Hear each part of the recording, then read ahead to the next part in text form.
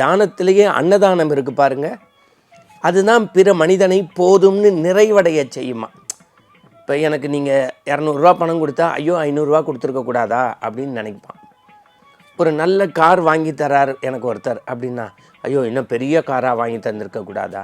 இந்த சபரிமலை வழிபாடில் அன்னதானம்னு வைக்கிறாங்க. நீங்கள் நினச்சி பாருங்கள், அன்றைக்கி அந்த வீட்டில் பூஜை வச்சுருப்பாங்க, 100 பேருக்கு சாப்பாடும்பாங்க, 120 பேர் வந்திருப்பாங்க. ஆனால் 120 பேருக்கும் அந்த உணவு பரிமாறிடுவாங்க. ஏன்னா அது இறைவனுடைய உணவு என்பதால் எடுக்க எடுக்க வளரும். மாங்கனி உடைந்து தேங்க வயல் வந்து மாண்புநாள் விளைந்த வளநாடா மாந்ததவர் உண்பர்கோன் பரவி நின்ற மாந்துரை அமர்ந்த பெருமானே. கேசவா நாராயணா மாதவா கோவிந்தா விஷ்ணு மதுசூதனா திரிவிக்ரமா வாமனா ஸ்ரீதரா ஸ்ரீகேஷா பத்மநாபா தாமோதரா. ஆன்மீக அன்பர்களே, ஜெயா தொலைக்காட்சியின் இனிய நேயர்களே, எல்லாம் வல்ல சிவப்பரம்பொருளை சிக்கனை பற்றி ராமநாமத்தை நாவால் சொல்லி மீண்டும் உங்களை ஆனந்த ஆரம்பத்தில் சந்திக்கின்றோம். இந்த நாள் மட்டுமல்ல, வருடத்தின் எல்லா நாளும் இனிய நாளாக மாற மலர பரந்தாமன் பாதத்தை பற்றுவோம். அன்புக்குரியவர்களே, இறைவனை அடைவதற்கு அபிஷேகங்கள், ஆராதனைகள், வழிபாடுகள் இவை ஒரு வகை என்றாலும் இனிய தொண்டால், இனிய நன்னறி சிந்தனைகளாலும் இறைவனை அடைய முடியும். அதற்கு தானம் செய்வீர் என்று அண்மையிலே தானத்தின் சிறப்பு குறித்து நம்முடைய இதயம் ஒரு அகழ் ஆராய்ச்சியை செய்தது. பொதுவாக சொல்லுவார்கள், தானத்தில் சிறந்தது அன்னதானம். பொதுவாக இரத்த தானம், கோதானம், மண்தானம், பொன்தானம் இதையெல்லாம் சொன்னாலும் கூட எல்லோராலும் முடிந்த ஒரு தானம் எது என்று கேட்டால் அன்னதானம்.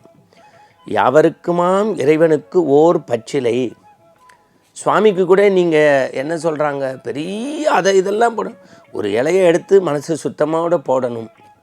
அப்போ இந்த தானத்திலேயே அன்னதானம் இருக்குது பாருங்கள், அதுதான் பிற மனிதனை போதும்னு நிறைவடைய செய்யுமா. இப்போ எனக்கு நீங்கள் 200 பணம் கொடுத்தா ஐயோ 500 கொடுத்துருக்கக்கூடாதா அப்படின்னு நினைப்பான். ஒரு நல்ல கார் வாங்கி தரார் எனக்கு ஒருத்தர் அப்படின்னா ஐயோ இன்னும் பெரிய காராக வாங்கி தந்திருக்கக்கூடாதா. ஒருத்தர் வீடு எனக்கு தானமாக கொடுத்தா இன்னும் பெரிய வீடாக கொடுத்துருக்கக்கூடாதா. 1 ஏக்கர் நிலம் எழுதி தானம் தராங்கன்னு ஐயோ 3 ஏக்கராக தந்திருக்கக்கூடாதா. இந்த மனம் நிறைவடையாதான். அதான் போதும் என்கின்ற மனமே புண் செய்யும் மருந்துலாம் சொல்லுவோம். நீங்கள் மற்ற எல்லா தானத்துக்கும் கமா உண்டு, ஆனால் முற்றுப்புள்ளி வைத்து ஃபுல் ஸ்டாப் வைக்கக்கூடிய ஒரே தானம் எதுன்னா உயர்ந்த தானம் அன்னதானம்.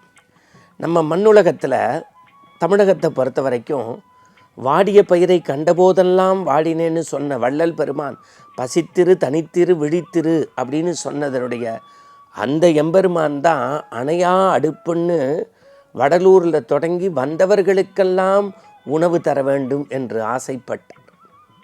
ஜீவகாருண்யத்தை போதித்த அவர்தான் இந்த நாட்டில் பசிப்பினி போக்க வேண்டும் என்று ஆசைப்பட்டார்.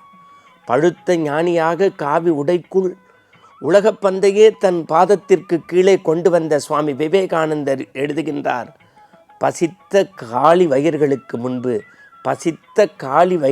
முன்பு பகவானை பற்றி பேசாதே, சிந்திக்காதே. ஏழைகளுக்கு ஆண்டவன் ரொட்டி துண்டு வடிவிலே காட்சி தருவான். என்ன வாசகம் பாருங்க, ஏழைகளுக்கு ஆண்டவன் ரொட்டி துண்டு வடிவிலே காட்சி தருவான். நம்ம இந்த சபரிமலை வழிபாடில் அன்னதானம்னு வைக்கிறாங்க. நீங்கள் நினச்சி பாருங்கள், அன்றைக்கி அந்த வீட்டில் பூஜை வச்சுருப்பாங்க, 100 பேருக்கு சாப்பாடும்பாங்க, 120 பேர் வந்திருப்பாங்க. ஆனால் 120 பேருக்கும் அந்த உணவு பரிமாறிடுவாங்க. ஏன்னா அது இறைவனுடைய உணவு என்பதால் எடுக்க எடுக்க வளரும் என்று ஒரு ஐதீகம் உண்டு. நான் இந்த அன்னதான கதையை சொல்கின்ற போது மகாபெரியவருடைய பிடியரிசி திட்டம்தான் என் நினைவுக்கு வருகிறது.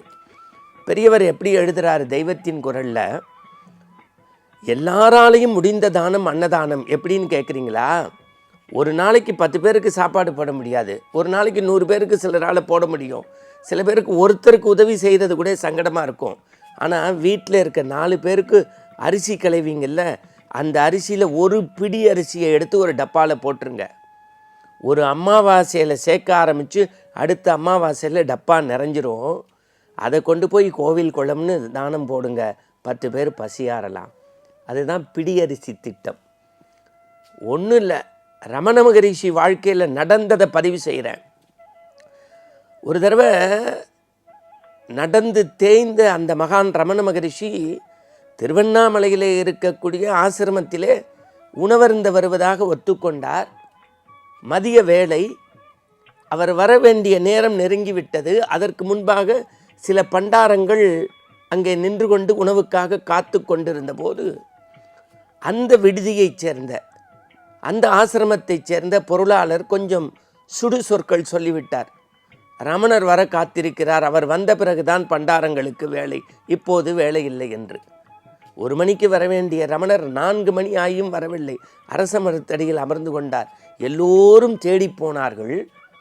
பிறகுதான் அவர் சொன்னார், பண்டாரங்களுக்கு இப்போது வேலை இல்லை என்றீர்களே, அந்த பண்டாரங்களுக்கு எப்போது அங்கு வேலையோ அப்போதுதான் இந்த பண்டாரமும் வரும். அப்போ பசிப்பினியை போக்குவது தான் பகவானுடைய வேலை என்பது மனிதர்களுக்கு மகான்களே பாடம் எடுத்திருக்கிறார்கள்.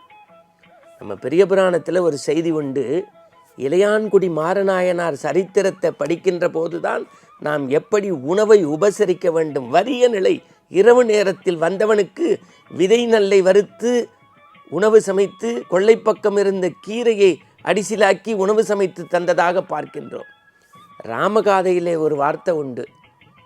ராமபிரானுக்கு குகப்பெருமான் தேனையும் மீனையும் கொடுத்தான். ராமன் அக்செப்ட் பண்ணிட்டான். ஏன்? தேன் மலையின் உச்சி, மீன் கடலின் ஆழம், அன்பு வயப்பட்டது. இந்த உணவில் மட்டும்தான் எல்லோரையும் ஈர்க்க முடியும். அதுதான் ஈதல் இசைபட வாழ்தல், ஈந்து கொடுத்து மகிழ்தல்னா. இன்னும் சொல்லப்போனால் கொடையினாலே நம் கண்முன்னே தெரிவது கர்ணன்.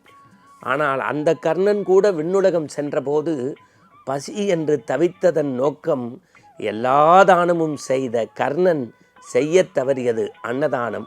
எனவே கர்ணன் செய்ய தவறிய அன்னதானத்தை நாளும் செய்வோம், நலம் பெறுவோம். தானத்தில் சிறந்தது அன்னதானம். மீண்டும் நாளை சந்திப்போம். வணக்கம்.